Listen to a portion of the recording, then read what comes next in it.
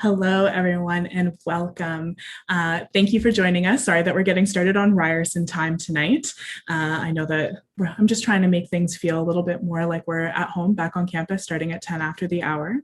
For those of you who don't know me, my name is Erin Kerr. I am the Communications and Events Coordinator here in the RTA School of Media. Thank you again for joining us for night two. I'm going to get things started off with a land acknowledgement, and I'm going to paste over in the YouTube chat in just a moment a link to something called whos.land. And this is a resource that you can use if you are curious about the traditional lands where you currently are. I'm going to start things off with a land acknowledgement for the Toronto area, since that's where I am and that's where our university is located. This is something that is especially important at this university, as we're acknowledging that the namesake of this institution was instrumental in establishing residential schools as a tool of genocide, refused to educate women, and supported segregation for Black, low-income, and disabled learners.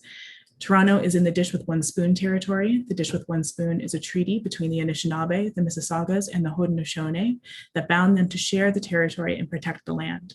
Subsequent Indigenous nations and people, Europeans, and all newcomers have been invited into this treaty in the spirit of peace, friendship, and respect. With that being said, we're going to get started. We have a lot of really great stuff coming to you this evening. We're going to see a short intro and overview for Underscore, which is our first practicum of the evening. Underscore is a little bit unique, since what they were doing this year is creating materials, creating the sound that a lot of the other practicums were utilizing. So we're going to see a bit of a highlight reel from them. And then, since they weren't actually able to join us this evening, we're going to play a little bit of a video introduction to their team. After that, we're going to see some things from Before She Was, and we're going to see Ripen, and we're really excited to talk with both of those teams. So without further ado, let's get things started with a highlight reel from Underscore.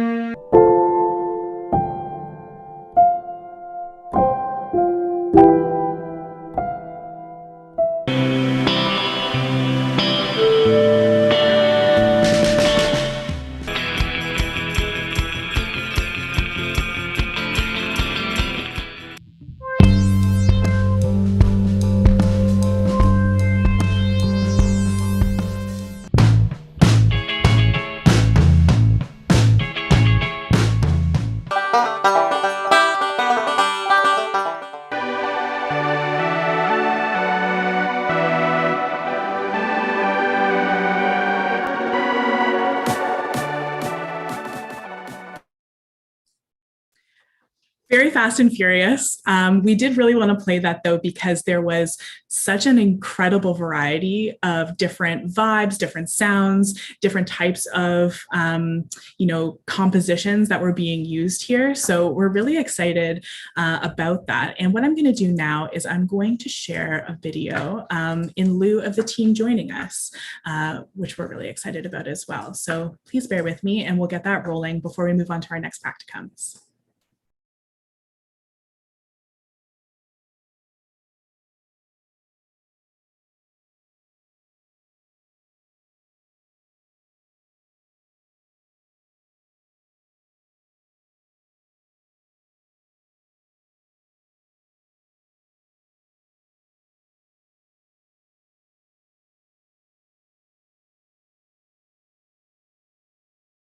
My name is Monica Brighton, and I'm the music supervisor and financial manager at Underscore.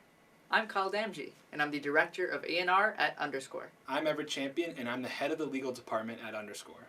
Hi, my name is Victoria Wasik, and I am the marketing lead and co-videographer and editor for Underscore. Hi, I'm Jordan Palick. I'm the creative director and legal assistant at Underscore. Hi, I'm Matthew Ismailian, and I'm the locations and equipment manager for Underscore. Our company makes music for a variety of different media platforms and for those projects who need our help. Every member on our team has a business role as well as a creative role. We take care of the entire process, from the composition phase to the recording, mixing, and mastering. We're composing music in a variety of different genres and styles. We've got thriller, fantasy, hip-hop. What else do we have? R&B, horror, futuristic, retro, anything you could think of that's a sound, we're creating it. We make music for TV, film, documentaries, video games, and immersive and interactive experiences. So my name is Dr. Christopher Alexander, and I am serving as an advisor on this fantastic orchestral scoring group.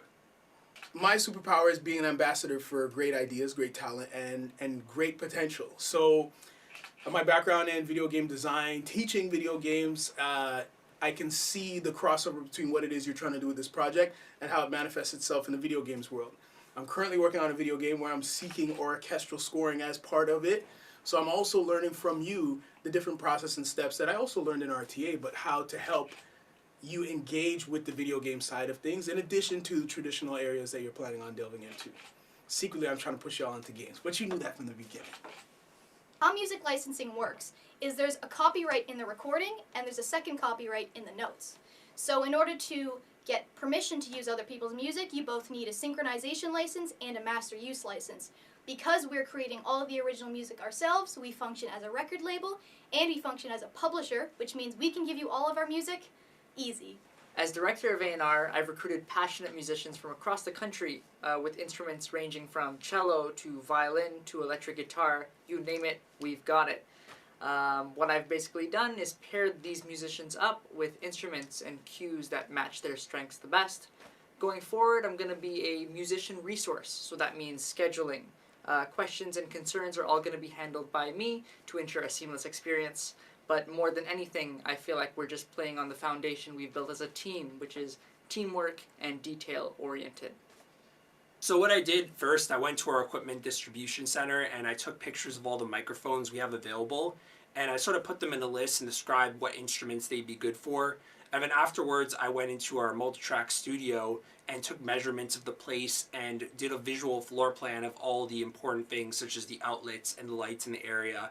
And just to get an idea of some music, I started off with like a draft cue for one of the practicums, just to give for them.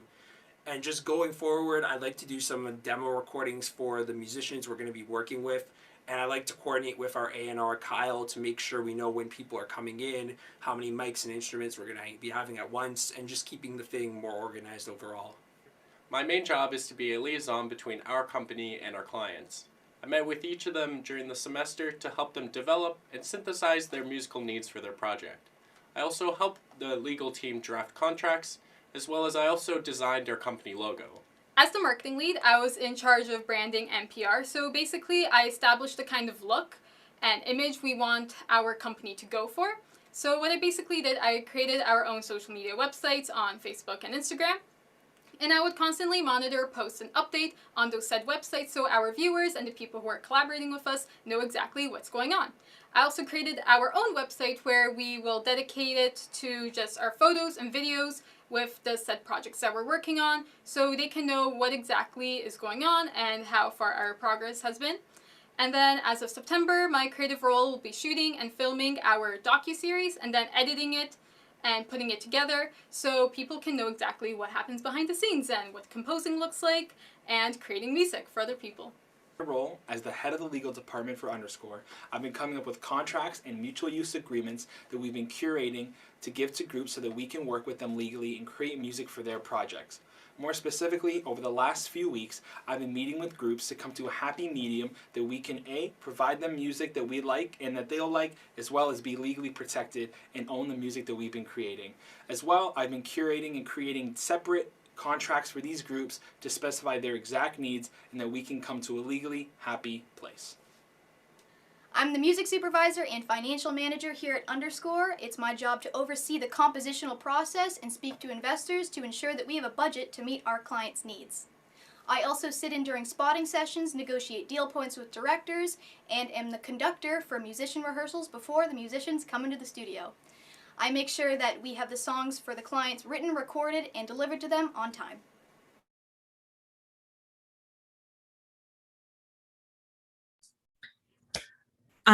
This was so interesting because I feel like there are so many different types of practicum works that our students create.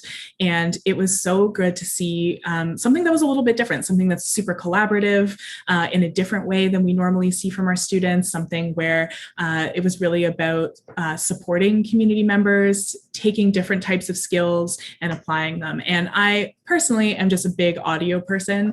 We had an audio drama last night, which I was really into, and the group here for Underscore created some of the music for that audio drama, The Last Days of May, which was so great. I commented in the chat that the outro song was a real banger, and I was happily informed that it was the Underscore crew who had produced that. So big kudos to those students.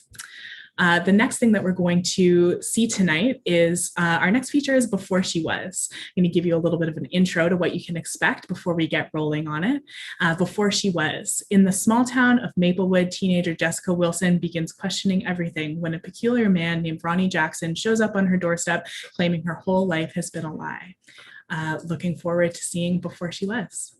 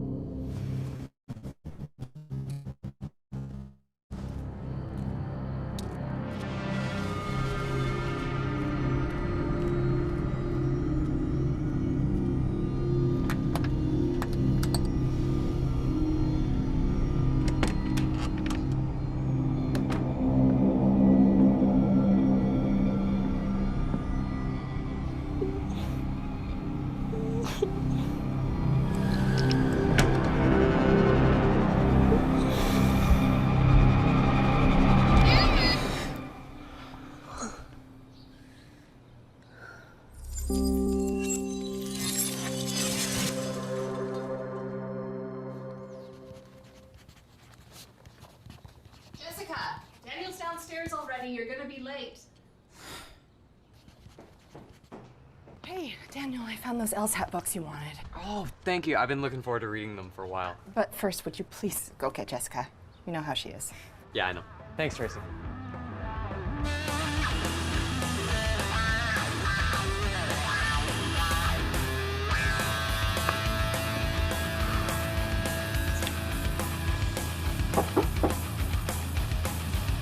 I told you, 5 more minutes. Oh, hey, I'm basically ready. Oh, Jess, I helped you clean last week. What the hell happened? You know, I learned the other day that a cluttered space can lead to a cluttered mind. I swear, you're secretly a 40-year-old woman. What? Why? Because no one our age cares about cleaning up or what's inside LSAT books. Okay, well, I actually still can't believe that your mom let you go through with this interview. I know. I wasn't even gonna tell her. You know how she is. Where are you? Don't post that selfie. You shouldn't be on the news. You never know who's watching. Jess, trust me, it's a big deal that you won this. Especially coming from a shitty town like ours. Yeah, well, sometimes it doesn't feel like it. I bet you if I wasn't adopted, she'd... Guys, come on! Yeah, we're coming!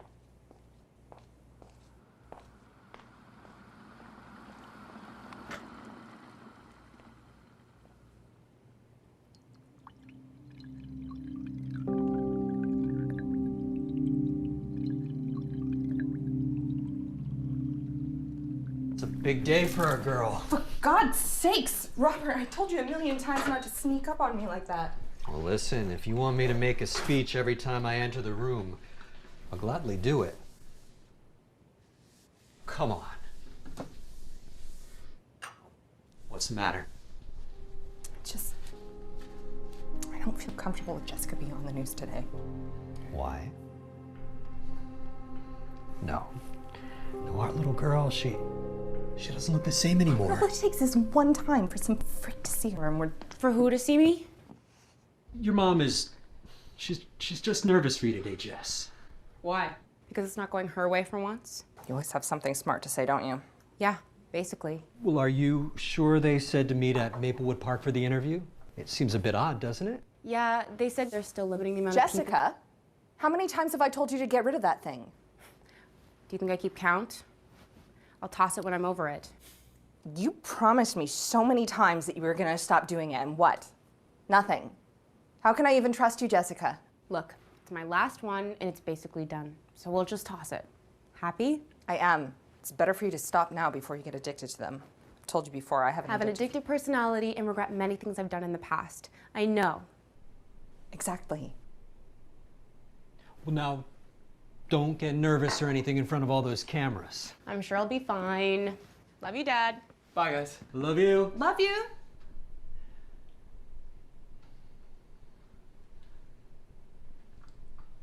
I hope your meeting goes well. I'm gonna get going.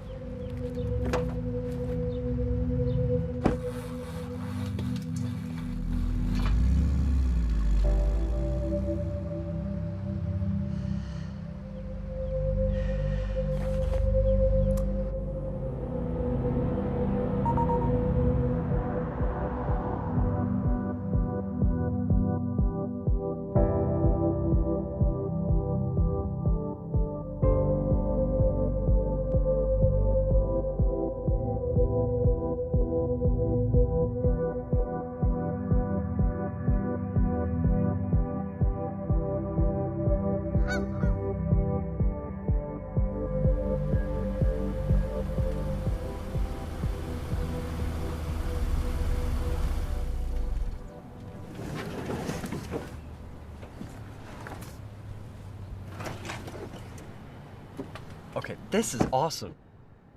Yeah, let's hope. Maybe this will make my mom finally realize that my story means something. Jess, your short story just won the biggest prize in this country for a high school student. I mean, she might not show it, but of course it means something. Okay, but can we look at how uptight that Sylvia chick looks? Miss, we have a schedule to keep. Take this. Anything in my teeth? No, just really yellow. You're a joker. I'll see you later. Break a leg. I'll go get us milkshakes for after. My treat. Once again, please extend my apologies. I can't make it. Just make sure you reschedule properly this time.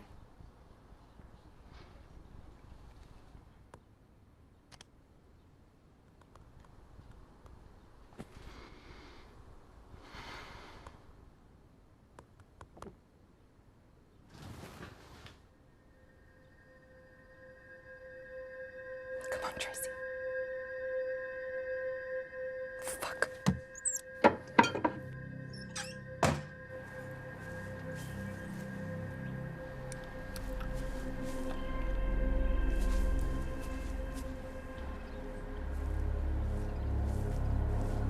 It's nice to meet you, Jessica. It's a huge deal that you won this literary award. Thank you. It just kind of baffles me that my producers seem to have lost their minds thinking it's a big enough deal for you to be featured on the news. Yeah, my mom said the same thing. All right, ladies, 5 minutes to airtime. We're gonna do a quick mic check.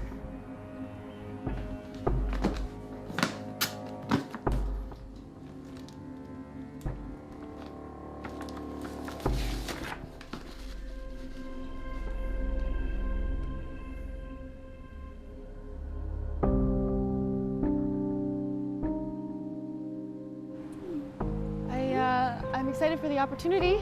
10. Just 9, don't do anything stupid to 8, embarrass me, okay? 7, 6, 5, 4, 3.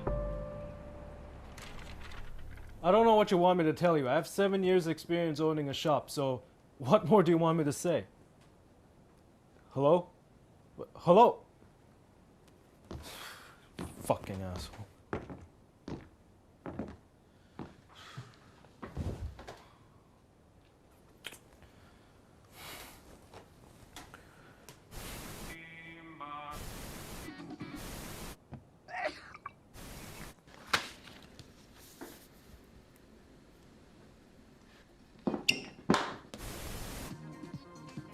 Good afternoon, my name is Sylvia Trust, and today at Canada News we'll be awarding a local high school student the top prize from the Literary Achievement Board. The lucky grade 11 winner, Jessica Wilson, joins me today. This must feel surreal, Jessica.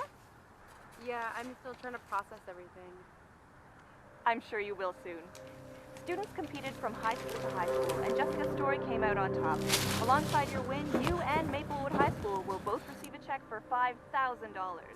And you'll also get your short story Before She Was published. I'm sure the town of Maplewood is very proud of you. How are you feeling, Jessica? Nervous, but excited. My story came from a really personal place, so it's cool to see the reaction it's received. Oh, and Principal Stevenson, enjoy the 5K. Congratulations, Jessica. We now go to studio where Tom has an update on the weather. I found you. And we're done. That's it? What, do you think you'd get a parade or something? No, but I... Mr. Wilson? Thank you. Here's your check from the literary board. Best of luck. Thank you. What if I... You know, I read some of your story. It's surprisingly pretty good. You'll go places for sure. But first consider whitening your teeth.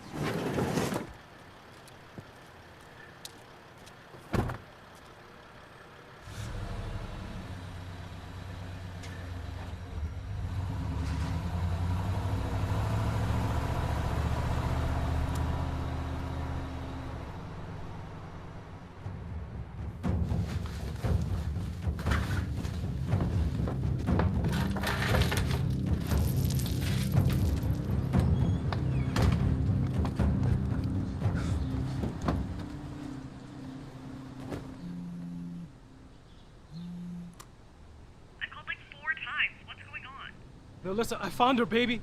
See, I was watching the news, and I saw her, and she was there. I've had enough of this, Ronnie. Enough of what? You constantly making yourself think you somehow found her. No, this time it's real. I saw her, she was there. Listen to yourself. You are going insane. 2 months ago, you thought the same thing about another girl. That was different. It was not different, Ronnie. The family called the police. I know everyone might think I'm psychotic, but she's real and she's out there. Listen to me, Ronnie. I want you to think long and hard before you do anything. This time, I'm not bailing you out. Find something better to do than stalking teenage girls. Fuck!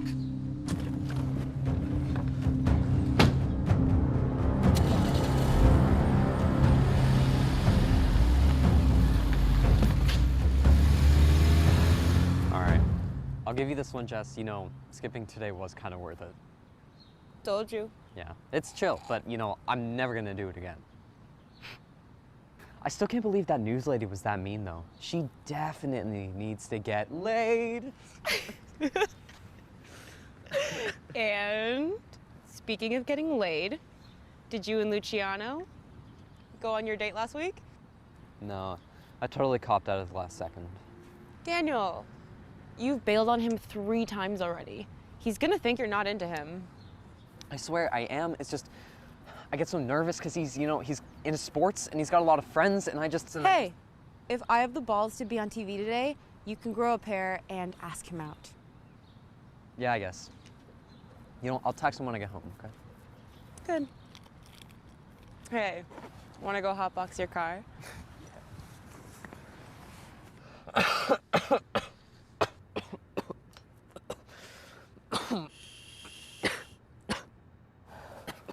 Well, this is a shitty hotbox. Speak for yourself. Jeez. Sorry, I keep forgetting. What was Before She Was about again? Okay, so it's about a girl and she's being followed by this guy. And then Oh, okay. It's like your typical teenage love story. Ow. No. How did you get love story from stalker? Well, come on, Jess. There's always a guy who comes into the life of some girl, and he has either a total catch or a raging psychopath.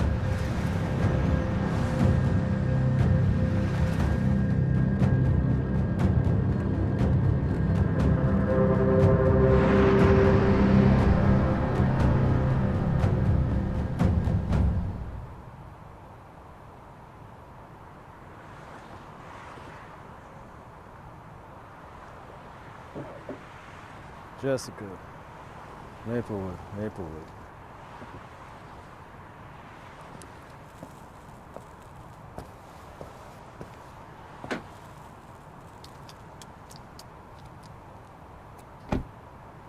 Hey, bud.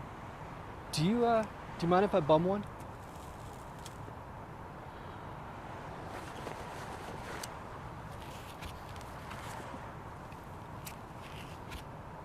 Thanks, man.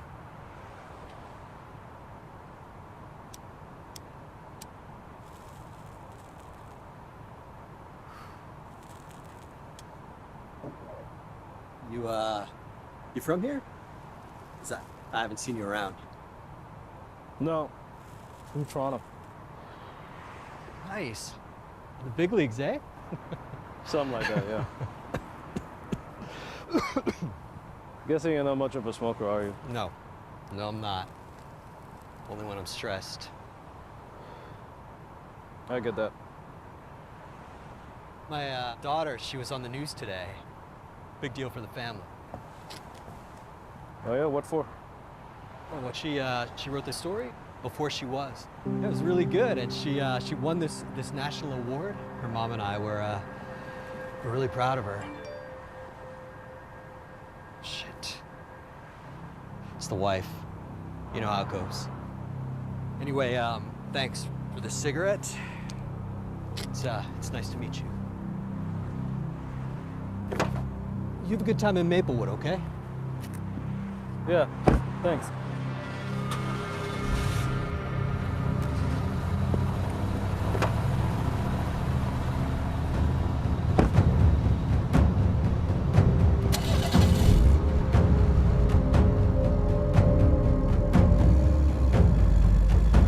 It's not a typical love story, Daniel. They're not even in love. All right. So what's the deal then? So she tries to tell her parents and then the police that she's being stalked, but no one believes her.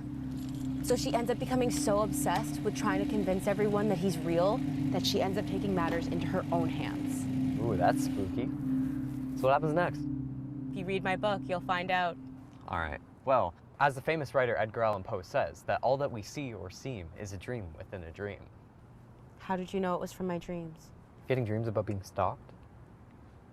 Yeah, a couple times a month, I'll have these dreams and I write them down in my journal. Maybe it means something. What do you think?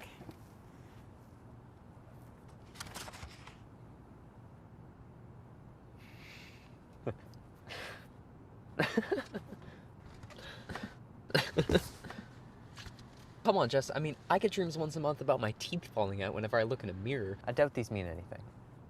I'm being serious, Daniel. It says online that if you have dreams about being stalked, it means that you have no control over your life. Jess, you feel like that? I mean, no, but being adopted is hard. You know, you never really fit in with your parents. And you know my mom, she's so controlling and tries to pretend that everything's normal. And they're just not normal. Have you ever talked to her about it? No, not really. Listen, all I can really say is if it's bothering you that much, you should just go talk to her about it. Even tonight. Get it out of the way. Then you'll at least both know how the other person is feeling. Yeah, you're right. All right, let's get out of here. I need to catch up on everything I missed today. And you need to text Luciano.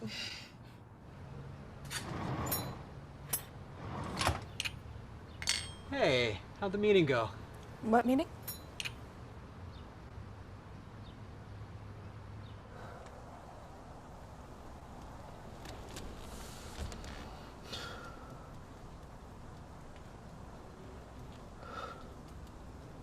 What the hell am I doing?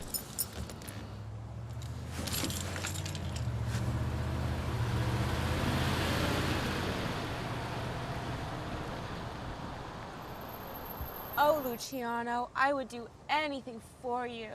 Anything. Okay, next time I'm just gonna drop you off at my house and then you can just walk home. Bye, lover.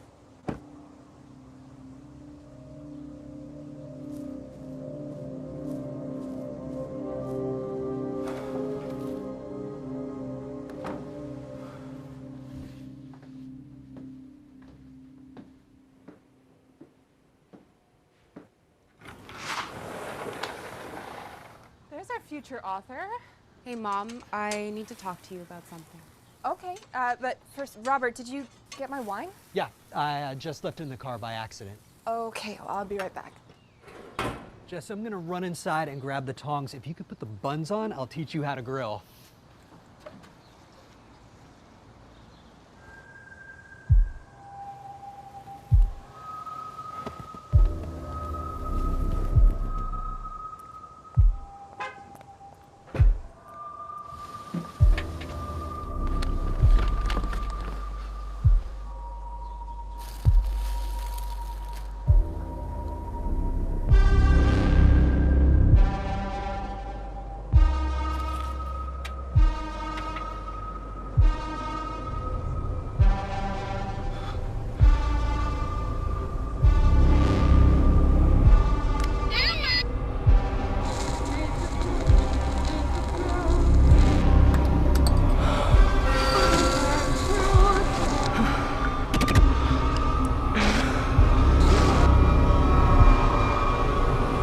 Christ, it's her.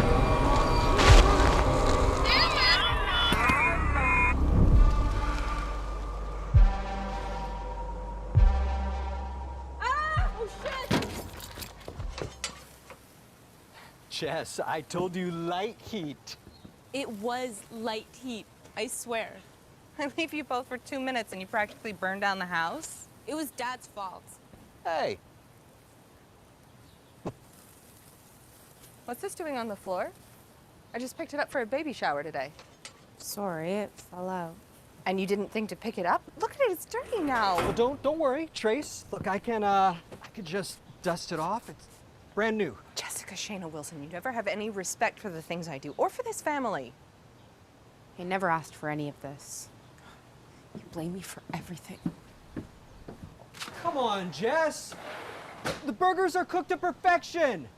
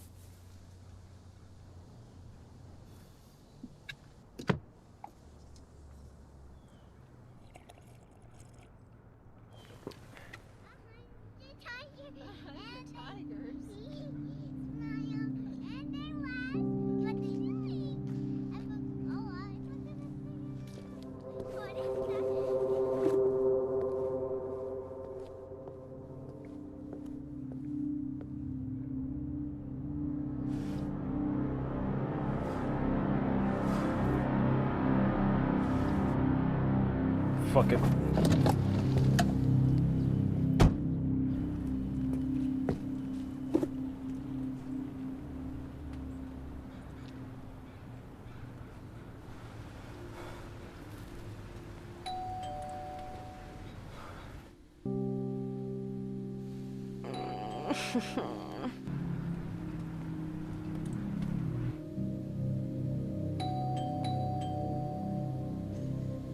Is anyone gonna get the door? Come on, come on.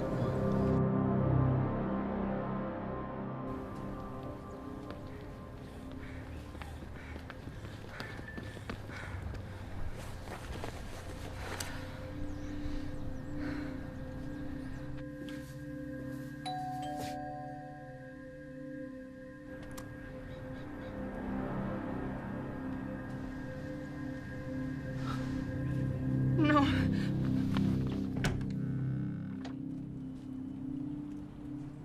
Hello, Jessica.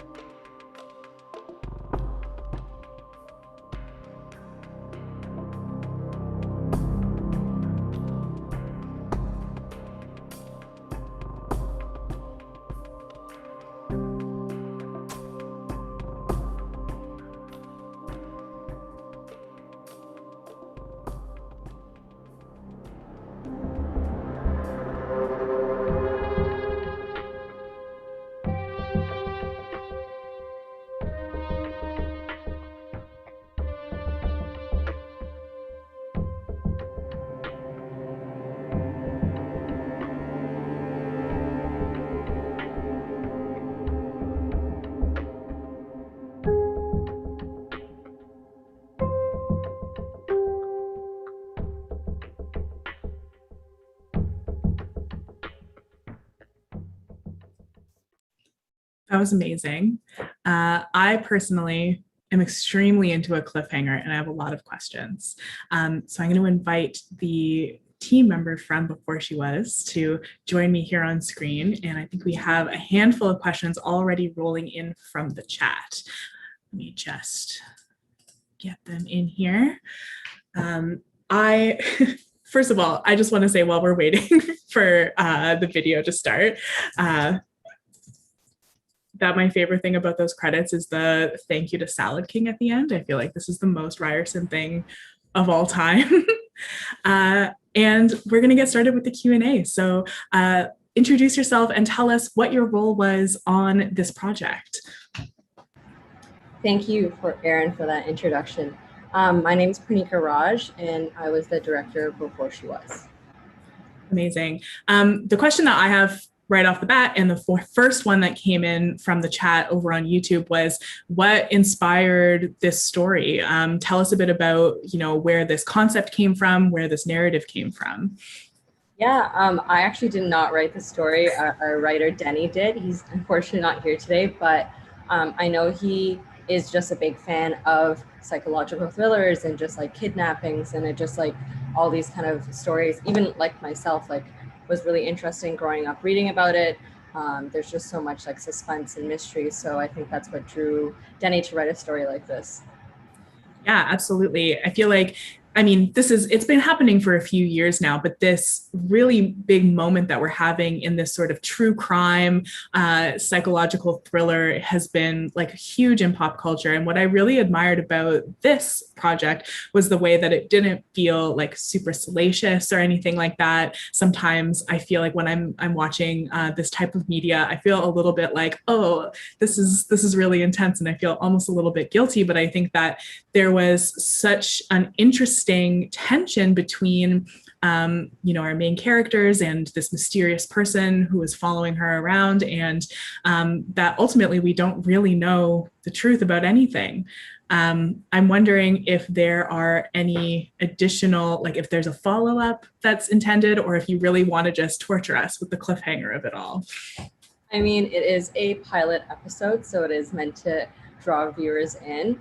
We are currently kind of pitching and packaging this up to pitch to potential productions in Toronto to see if they're wanting to find a second episode, or buy the rights to the script. So there's that potential. Ooh, I'm so excited to hear you say that, because I feel the worst part of these types of screenings is usually that, this is a typical way that our students use their practicums to kind of get things started, to develop a pilot. And I love that, but it means that I'm left waiting for the next edition of what happens. A question for Monica, just a really casual request for big spoilers. Monica says, can you spoil the entire Jessica arc? Are both Jessica's adoptive parents evil, or just the mom? Or maybe neither of them are? I don't know how much comment you're able to give on this one. I'm not too sure either. I will say that no one is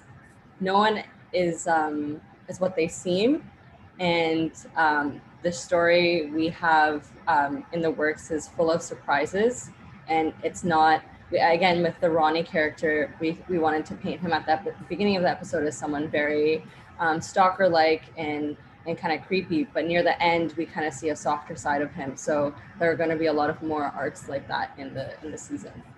Yeah, I love a twist and a turn that came through really, really effectively. Another question from the chat: as a director, what was your vision? Were you satisfied with the outcome?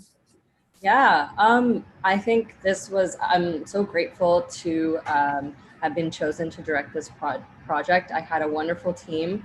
Everyone was so talented that worked on this and really helped bring the vision, not necessarily mine, but Denny's and Philip's and Charlotte's and Rebecca's, my crew members, bring this alive. We wanted to make this suspenseful, and everyone says, they feel they're left waiting, wanting more. So I think it was definitely a success of having a vision come to life. Yeah, absolutely. I'm wondering, I know that one of my favorite things about RTA students is that you all have such an incredible capacity for pivoting, for making the best out of tough situations, for some really creative problem solving. And I know that given just the general state of the world that we're in right now, you must have had to do things a little bit differently than you intended. I wonder if there was any stories that you could share with us from behind the scenes. Yeah, for sure. For example, the news scene for Jessica was supposed to be a big auditorium award ceremony, but with COVID, we're we can't have that many people indoors and shoot that. So we pivoted to kind of this scene in the park with the news. And honestly, there are a lot of other changes kind of similar to that. Sorry if you can hear the sirens. It's okay. Like we're saying, it's COVID times. We all have to adjust our expectations.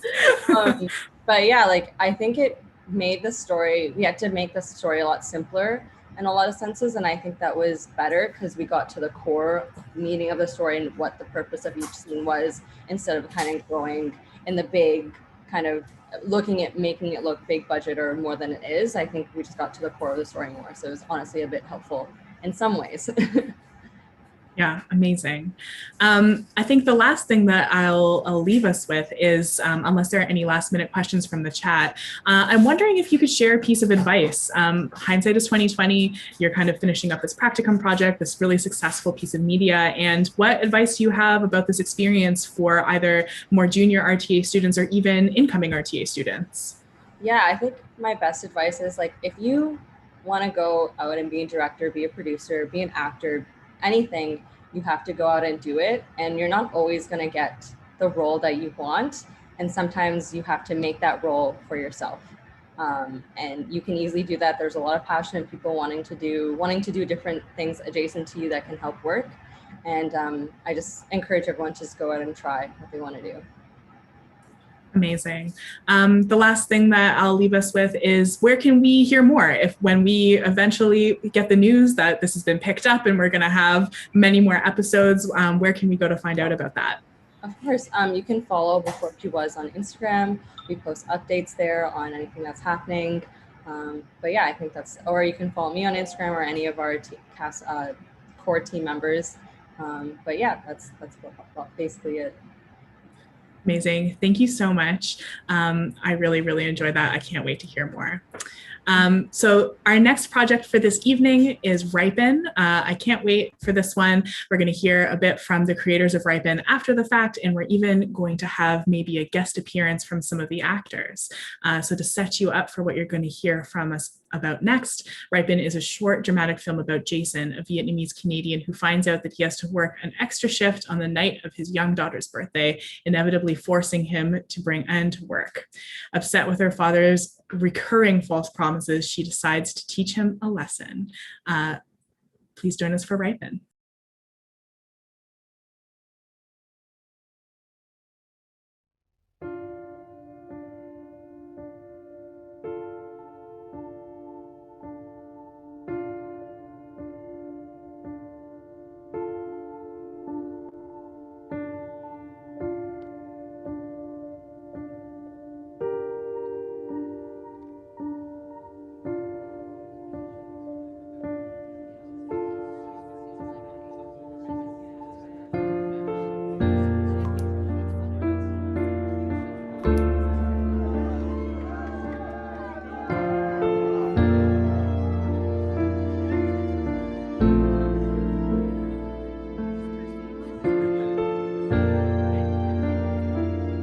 Có thể mình không thắng được, mà nếu mình thoát khỏi thì mình sẽ là một người đàn ông mới.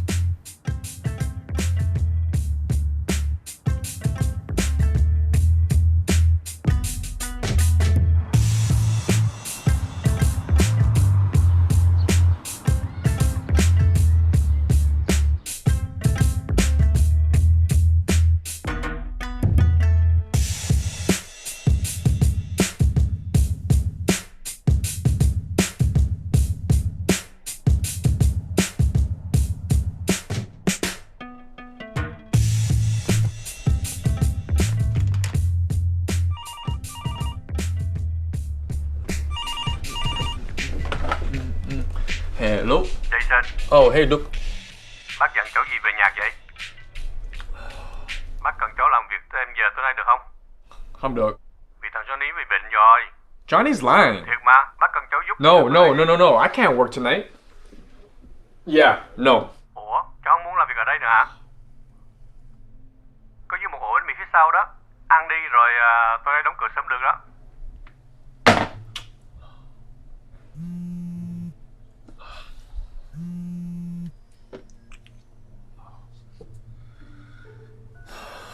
Hello? Hey, what time are you coming? Duke's making me work tonight. I have class tonight. You know that. Well, I didn't ask to work this extra shift. You sit at a DVD shop. You're not on Bay Street. He's your boss, not your dad. He can't make you work. It's not that easy. I'm done trying, Jason. Seriously. And you said you were taking her to... The park, I know. With all those birds. You know the only reason I'm even letting this happen is because it's your daughter's birthday? I know.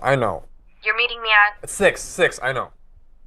I swear she better not come home with pigeon shit on her again. She will not.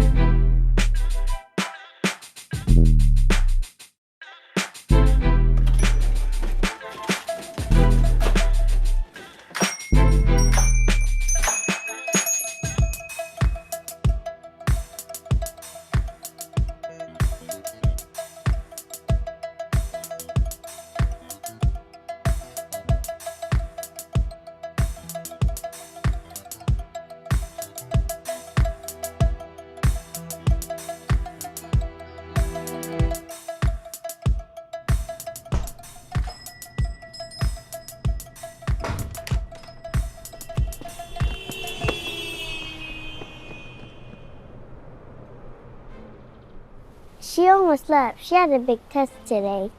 Do you go with her sometimes? If you tell her you can't come get me. Do you miss me? I don't know. You don't know. Today's my birthday. You don't think I know that? 講幾年? Do you think the birds are from my hand? Of course. Let's go.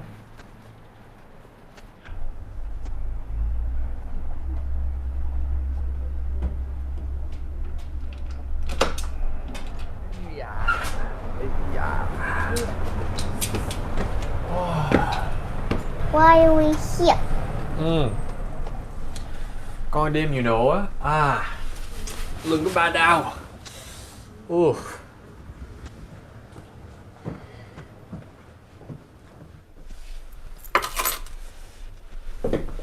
Do you need to pee? No. Think about it.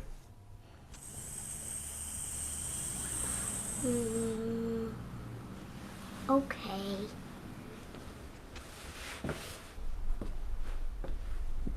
I don't get scared anymore. Since when? A long time. You sure? Okay.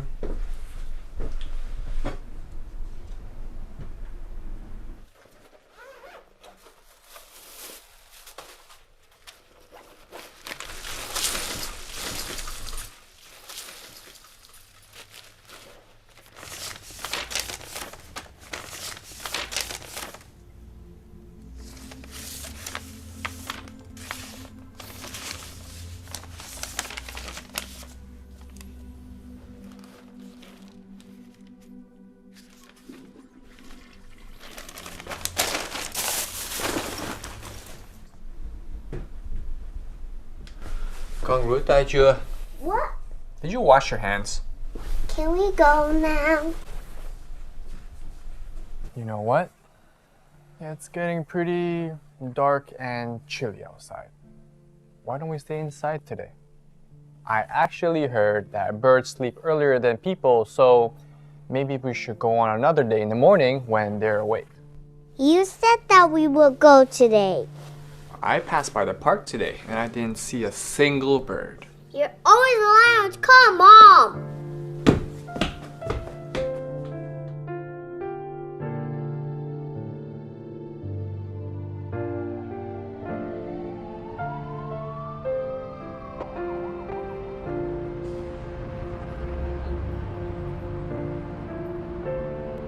Today is October 28th, with weather hitting as low as -2 tonight. So make sure to bundle up or stay inside. It's gonna be a cold one. Okay. Up next, the hit song by the Pussycat Dolls. What? No. I told you, this isn't that type of DVD store.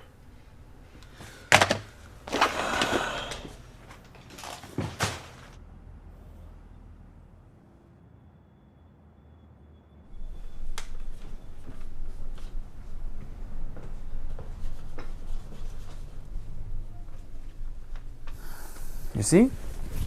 We don't need to go out. The birds are right here. What, you're not gonna talk to me? I told you, An. The birds are sleeping. Hey, come on.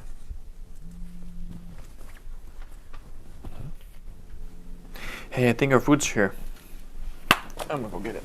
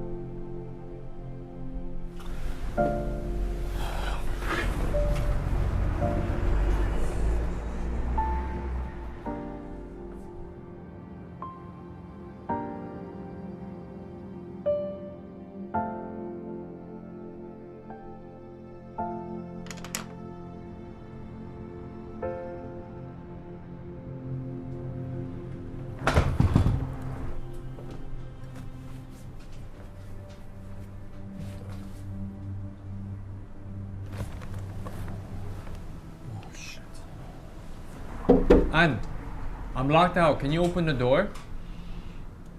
An, can you come open the door? An, open the door! Open the door!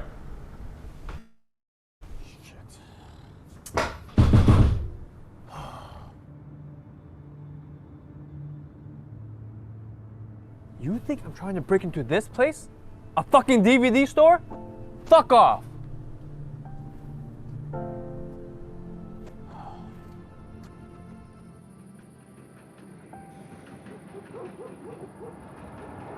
What do you mean you're not gonna come here for another 2 hours?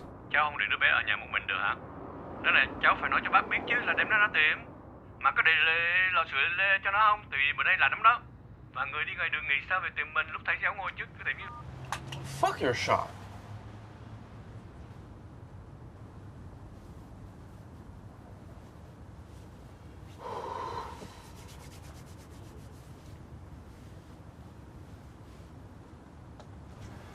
Hey, An. An. Let's go to the store, okay? You can pick a bird and I can keep it. And you can come see it whenever you want.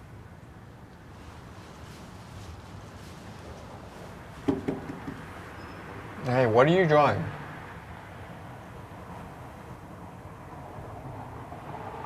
Oh, okay.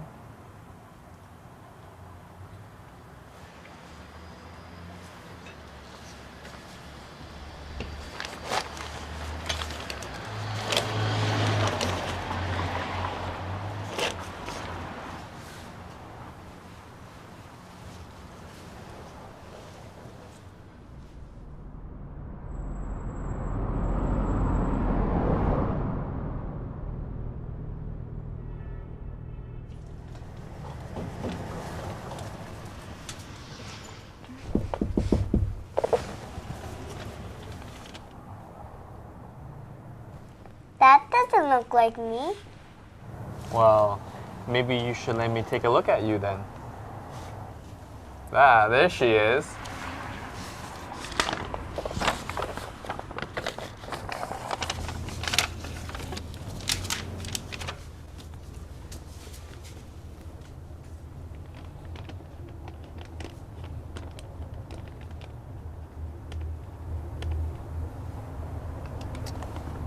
Are you looking in a mirror?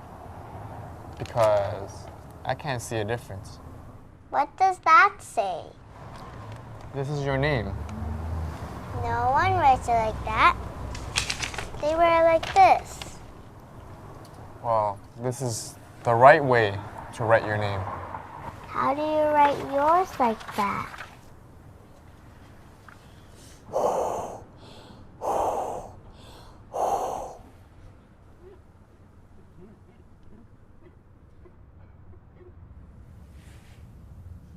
Swung. That's how you write my Vietnamese name.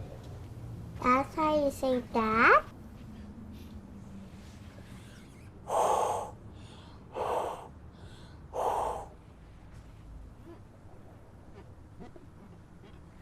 No, you say ba. That's how you say dad. Ba?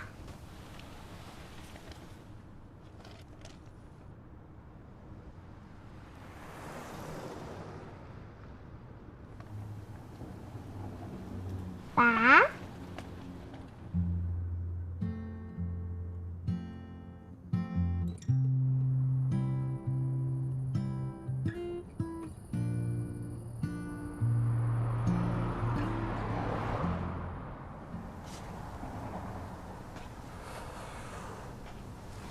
Mm.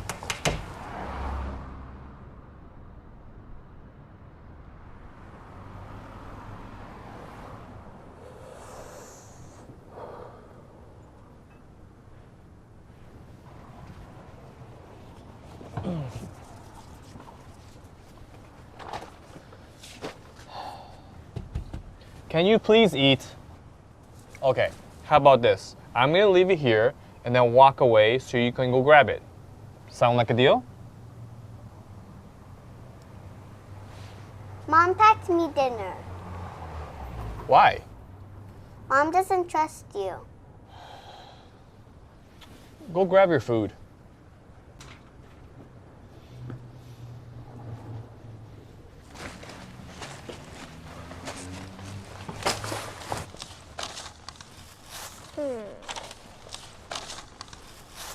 What's your favorite bird? Parrots. Why is that? I watch funny videos and they say funny things. So you can teach it to say things and they'll say it back to you. Yeah, you can teach them what to say and they say it back to you.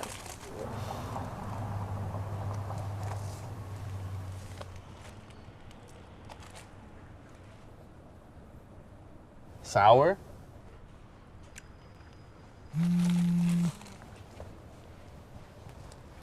Hey, Duck, are you close? Duck, where are you guys?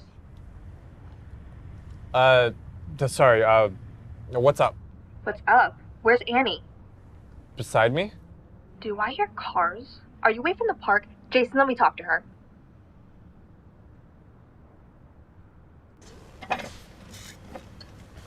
Annie? Hi, Mommy. Annie, baby, where are you guys? You better not be at Jason's. I told him I don't want you guys there. It's full of disgusting guys. We're looking at birds. Tell your dad, both of you at the station for 9:30. Okay. Are you having fun? Yeah. Okay, I love you. Be safe. Happy birthday, baby. I love you.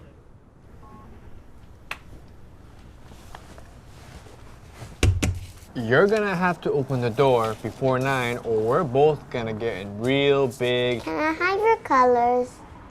Hmm? Can I have your colors? Do you want to keep on coloring? You know, we can still go out and do something. I think I like it here actually, and the birds are sleeping anyway. Right, Pa? Yeah. So, what's our next masterpiece?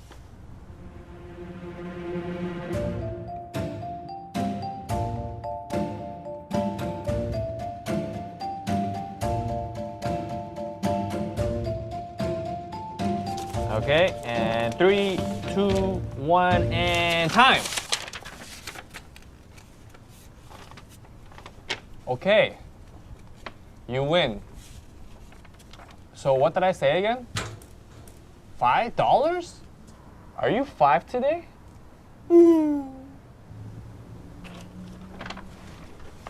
Hey, Anne, where are you going? That's where you keep all your money? No, I have it right here.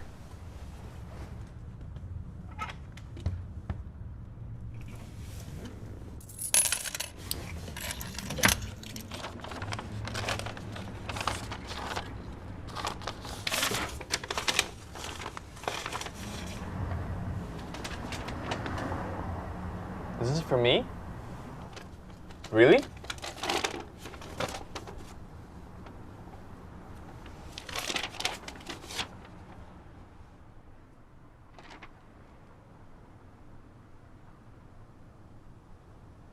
Oh, almost forgot.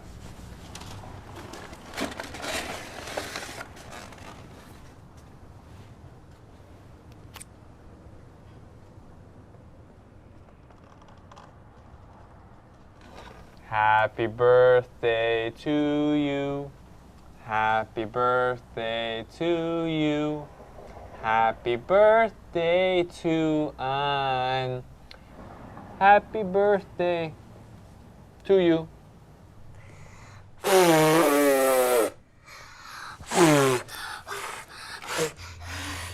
You want me to do it for you?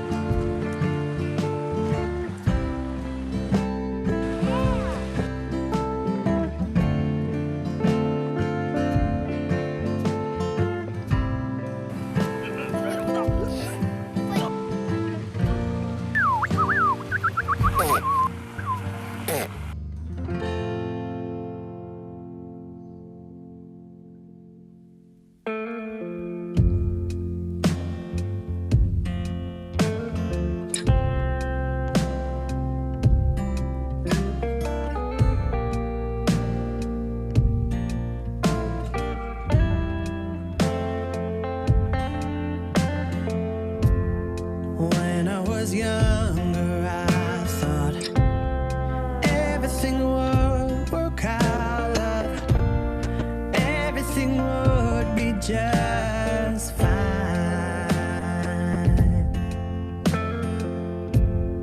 Then an experience while time came and went. I'm here for only you and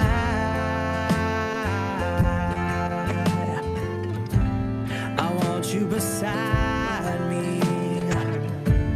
I want you beside me. I want you beside.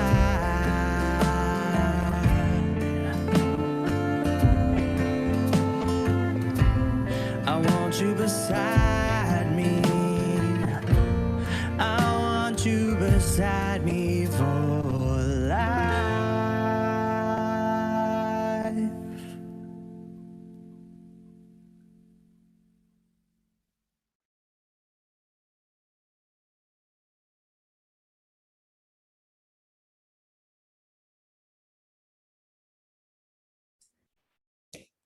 Cool. I need like a second to stop crying because that was very sweet. And I really, really enjoyed that. I'm going to take this moment to invite our other creators to turn on their cameras, unmute, join us in here, and we're going to get this Q&A started. Okay. Take this moment to invite. All right. Hello, everyone. Thank you so much for joining us. To get things started, I'm just going to ask you to introduce yourself, let us know your name, and what your role was on this project. Christopher, maybe I'll start with you. All right. Hi, everyone. I'm Chris, and I am the co-director of Ripen.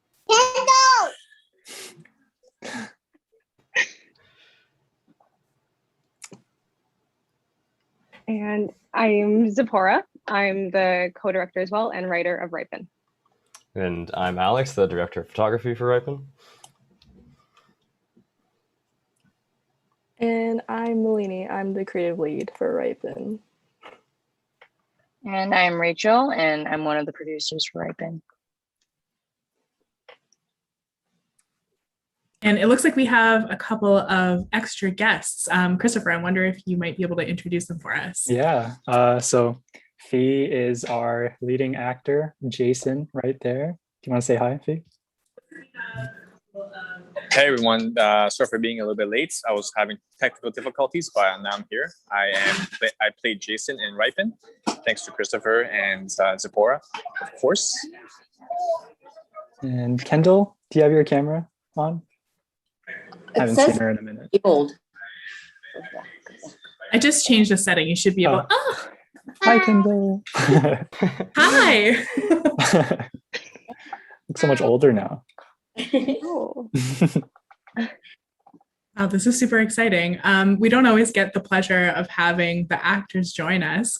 I'm kind of monitoring the chat because I know that we're going to have a handful of questions, I'm sure, for Kendall and for Fee. To get us started, though, why don't we I would love to hear a bit about the concept for this story, where this came from, some of the considerations. I would love to hear about what made you decide to set it in 2005. And yeah, I would just love to hear a little bit about all of your feelings about the story and where it came from. Yeah, I can start talking about the concept. So originally, Chris, Malini, and I formed like a little trio in the beginning, and we sort of wanted to tell this father-daughter story from a community that's either underrepresented or tends to be represented in one type of light. So we wanted to tell a story that was a little bit different. And I guess in terms of 2005, Malini, if you want to take this. Aesthetics and... Nice, yeah. We wanted to set it in 2005, as Monica stated, because we were around Kendall's age in 2005, so we wanted to like relate it a little bit to like our childhood and how we saw Toronto in like during that time. Also, of course, like the aesthetic of 2005, there weren't any smartphones or Uber Eats, so like it all made sense for Jason to go out and pick up the food from the delivery guy and everything. But this story went through multiple iterations. And I think what we have now is best, because before we had like a laundromat scene, a bar scene, a lot of ambitious scenes that I guess looking back on it now didn't add much to the story. But in a way, the pandemic was a blessing in disguise because it helped us narrow our focus and then pretty much get the story down to a condensed version and really get to the gist of what we were trying to say. Yeah, I was going to ask about that. One of the questions that just came through in the chat was about whether the pandemic impacted the script at all and whether you think that it actually improved things. Did. So like that's really incredible. I feel like usually when we hear about the way that this past year has affected big projects like this, it's usually a little bit of a mixed bag, but it's really interesting to hear how this kind of had a bit of like a positive twist on the way that the story developed. For sure. I wonder if I can throw things to Kendall a little bit. Kendall, you have a lot of fans. Everyone really, really loved you in this movie. Did you have a lot of fun working with this group? Yes. What was your favorite part? Maybe coloring. Yeah. I really like coloring too. Were those all your drawings? Did you really draw all those drawings? No. Spilling our secrets. Yeah. What kind of stuff do you like to draw? Maybe like people and stuff. Cool. What was it like? Was this the first thing that you acted on, or do you have a lot of experience as an actor? First thing. First thing. Is it going to be the first thing of many? Do you think you're going to do some more stuff in the future? I hope so. Yeah, I hope so too. You are really, really incredible. Thank you. You're welcome. Maybe this is a good time to ask a question of Fee also. I wonder, what was it like to work with Kendall and to work with kind of like a small number of people who you're interacting with like on screen, such like a close duo, but you have a lot of separations between you in like all of the shots. What was that like for you? I think that with the pandemic that happened, it was pretty difficult. It was an obstacle for us to film everything because of the whole rules, and at the same time, to be, social. It's hard to be very, I guess, close to someone, but at the same time, you have to be safely social distance as well. So it was a barrier at first, but really after that, like working with the directors and all the crew on board, it was very, very welcoming to the point where it became like end of each day. Like it was kind of like we bonded and became like a family brotherhood type of thing. So Kendall is very, very easily, you can easily fall in love with. So it's working with her is very, very good. And I'm actually taking this as like, I didn't know it was her first lead actor role. So I'm actually very proud of her and proud of her heritage that it could be a Vietnamese role as her very first debut in actually acting. So that's something that I'll take with me as well, because slowly I'm trying to tap into acting in Vietnamese, and thanks to Chris and Sephora, it's becoming a thing now. When it comes to acting with very small amount of people on board, it was difficult because everyone's always around you. You think that, oh, you're gonna be with the scene with like, like sometimes I think I'm gonna be in the scene with Chris and Sephora, but really it's just with Kendall. So it's hard because when you're around on set 12, 14 hours a day, it's you feel like, you're getting a lot done, and you are. But then when the lights are on, when the camera's at you, when everyone is like quiet, it's really just down to like me and Kendall for most of the scenes. It gets very, very personal right away, where it becomes like, okay, like it's, you need to tell a story effectively, and I'm not a dad myself, so it was very difficult to go into that, break that resistance of you have to welcome someone who is like not in your life into your life, and at the end of the film, like Kendall is part of my life now. So it was very natural in transition where the film happened, where we kind of don't know each other, and now we're getting to know each other throughout the film. So I think that's why the film became successful, and it will go on beyond its years because it's so blended so naturally. And at first, like I'm good with kids, but I purposely and Kendall will know this now, I purposely didn't want to be super close right away because I wanted that to kind of like sit in towards when we get into the meaty part of the film. So worked out wonderfully. Yeah, I mean, I'm shocked, honestly, to hear that you're not a dad yourself, because like the chemistry was really wonderful. You guys had like a really great bond. It was like really, really lovely to see. You guys did a great job of portraying that. I'm curious to hear a bit about some of the decisions that you all made as directors, screenwriters, writers throughout this process. What were some of the, like, besides COVID, some of the really big challenges or maybe pivots that you had to make while you were in production for this film? I'd say time management. I feel like we were kind of cut short on time, and as a result, we had to cut out some of the more lengthy, ambitious shots that we had planned. But I guess Alex could speak more to that. Yeah, like we had everything, because of the way the pandemic worked and the planning stages of our production, we had everything basically set the way we were going to do it as COVID started happening. So the amount of time that we had after we had to pivot was a lot less than we had before. So that really impacted, like we really had to start like condensing things and planning and figuring things out a lot faster. And it felt like the pace felt good because we were all able to kind of keep up with it, but it was definitely a bit stressful to to get everything ironed out like right up until when we were shooting. Like those span of a few weeks, it was just crazy. But yeah, I think like we mentioned before, the whole result of COVID changed the script and changed the whole interactions in a way that really benefited the story and got really down to the core of what we were trying to say. And yeah, it was only because of the circumstances that it kind of really nailed that down. Yeah, and shout out to Rachel too. She kept us organized and on Yeah. track with everything. Yeah. Really on her ass. So yeah. And it was, I mean, I think as everyone can recall, there was a lot of unexpected moments. And those, whether it's in light of the pandemic or even like for us having this time to do a practicum, like there's a lot of unexpected moments. And shout out to the crew and the cast for being able to adapt to all those situations, whether it's last minute changes, last minute shots, or even just changing so many things. And so thank you to everyone to being able to adapt to that as well.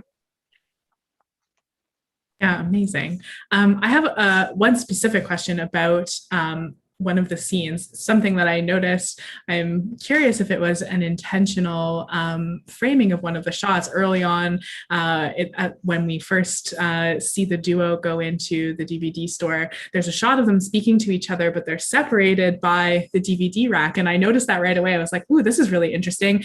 I wonder if this is about like their emotional distance or, you know, whatever. And then they got literally physically separated from one another. I'm guessing that was something that you kind of snuck in there to start getting us thinking about that theme. Yes, that's what Chris and I call the barrier shot. That, and I guess Alex too. Whenever something was about to we had to cut something out, we'd be like, we're not getting rid of the barrier shot. On set, we're like, we get the barrier shot if that's the only shot we get. Yeah, and it speaks volumes too. Like I feel like that barrier shot, not only did it foreshadow like their disconnect between the two characters, but also just in the moment how, you know, separate they are from each other, and you know, they're family, and I feel like family should not be separated like that. But luckily things got resolved in the end. So yeah, that was really amazing. I loved that shot a lot. I would like to hear a bit about, you've obviously put a lot of intention and care into, you know, telling the story from like a specific cultural perspective too. Like, my heart just like kind of like crumpled a little bit when you all explained that the reason that you said it in 2005 was because that was the age all of you were. That's the year when you were all the age of in. And I have so many memories of like friends and like people who come from like different places, like different diasporas, where like going to the store with your family and like being that kid in the store is like, that's such a huge part of that experience. And I'm wondering if you could maybe tell us a bit about like the power or like the intention of telling like this specific story. This part you can go. Sure. Yeah, I think you nailed it. Most of us come from backgrounds where we do have similar experiences like that. Even though a lot of us are from different countries, we all still have a very similar experience of growing up with immigrant parents or, you know, in cultures like that. So I think it was very important to, even though we're telling a story about a specific culture, it's a story that we can all sort of find a piece of ourselves in. And I think because we were all making that such a big point in this, while making this film, I think it hopefully shows. Definitely. Yeah, absolutely. Yeah, Fee, go for it. I actually like the fact that it was set in 2005 because I know what I was doing in 2005 is very accurate, and the clothes, down to the clothes and the wardrobe. So shout out to Melanie for the production design. Pretty much, I know what it's like when it was 2005. I'm a little bit older than most of people here, I believe. So in general, I think that it was actually perfect that it's set in 2005, because if you were to set it in 2021, it's very, I don't want to say this in a very I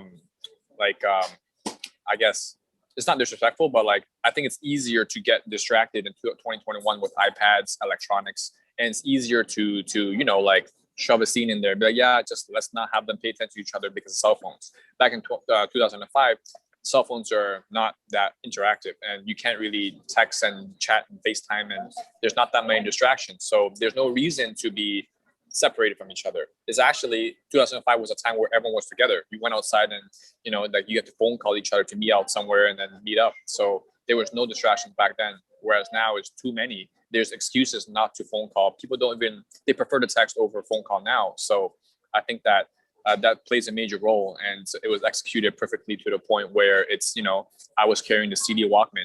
And I'm just like, oh, I remember this. I remember this fully when I was in high school. I had that. I had that exact same Discman. yeah. And I used to, it was funny because like, I remembered everything because back then, even to the point where Melanie was like, hey, wear your tube over one ear. I'm like, you mean the 8 Mile M&M era? Like, yeah. I'm like, okay, I remember that.